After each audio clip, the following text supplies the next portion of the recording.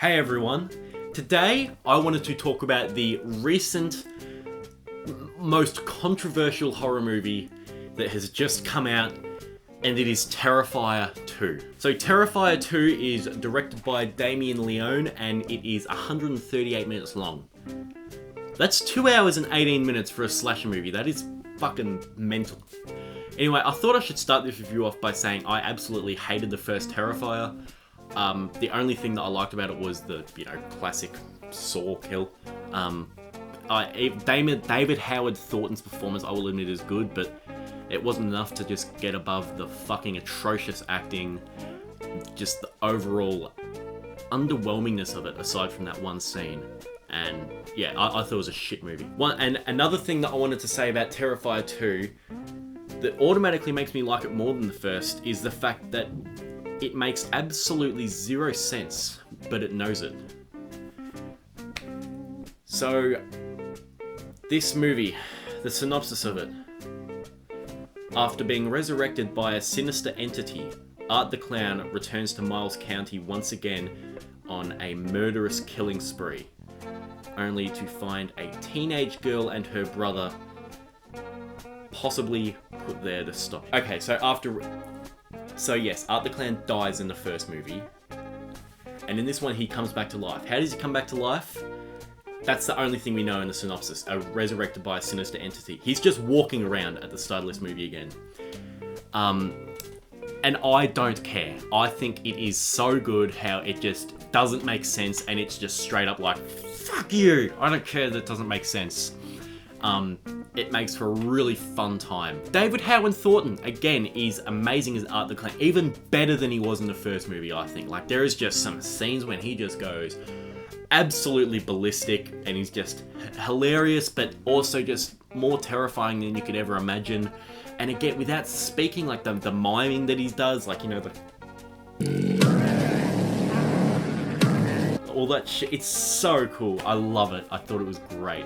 And I need to talk about the length again. This movie is long. I mean, for a slasher, for nothing more than this guy dressed up as a clown going around and brutally killing people, it's long. I think this is one of the most lengthy slasher movies that I've ever seen.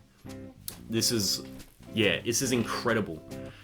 I'm not going to say that that's a flaw against the movie though, because I think that this movie should be the whole movie is just going against everything. And I like that. I like the fact that,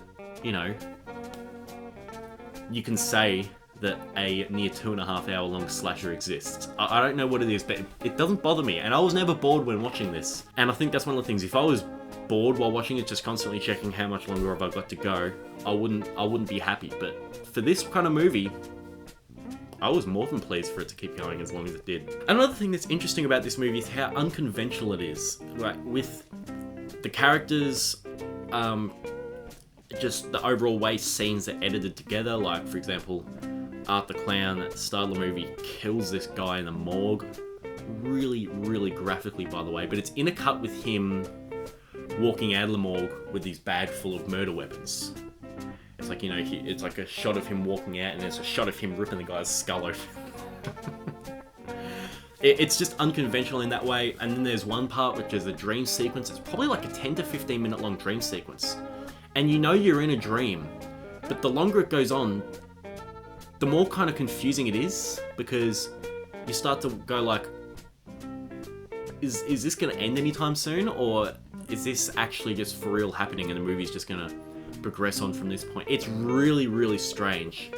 And the way aspects of real life, for example, what she's watching on the TV gets into a dream and stuff like that, it gets really, it's unconventional, it's different, it's wacky. I haven't seen it before, and I'm all for it. Also, the characters in this movie I really, really liked. I thought Sienna was great. I thought Jonathan was also really good. I liked their dynamic. I liked just the glimpse into their home life that you got a bit. I found even the annoying characters to be kind of interesting to watch.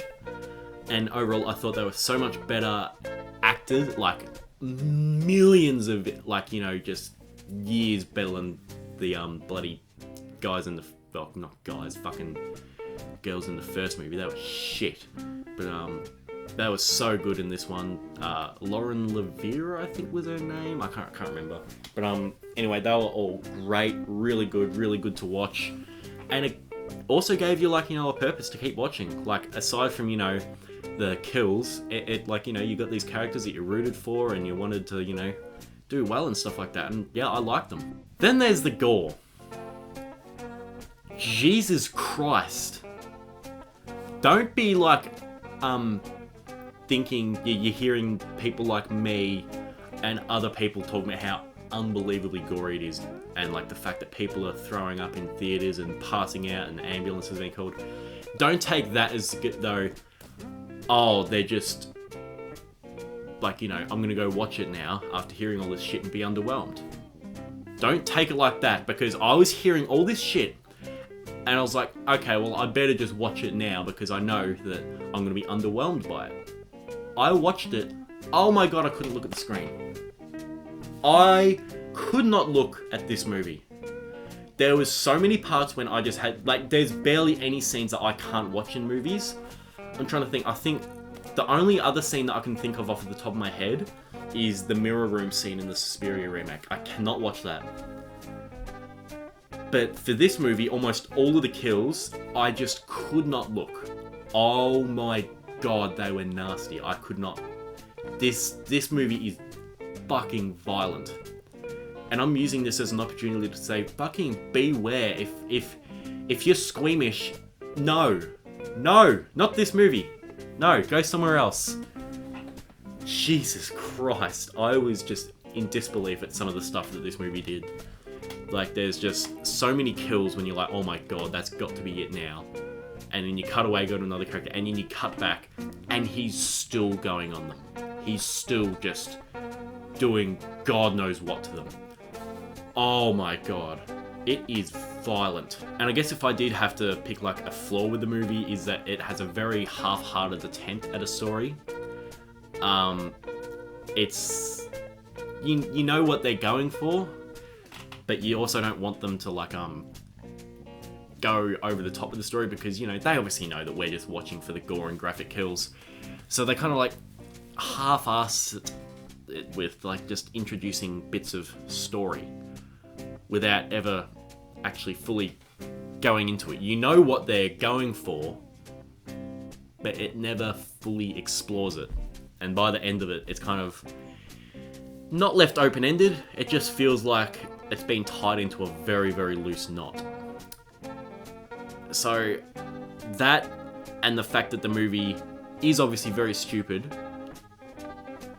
are kind of detractors for it, but they're kind of not. This is one where I'm really conflicted on what to rate it. Because I'm not going to go out and say that this is like, you know, a 4.5, 5-star movie. Which, enjoyability-wise, I probably would give it closer to 4.5 stars. But because obviously it does have its flaws, and if, like, you know, if you're bothered by the long runtime, I can understand that. So yeah, Terrifier 2, from me, gets 4 stars and an absolute thumbs up. This movie is fucking mental. Give it a watch if you're not too squeamish. But yeah. Anyways, I'll see you next time, whenever that'll be. Bye.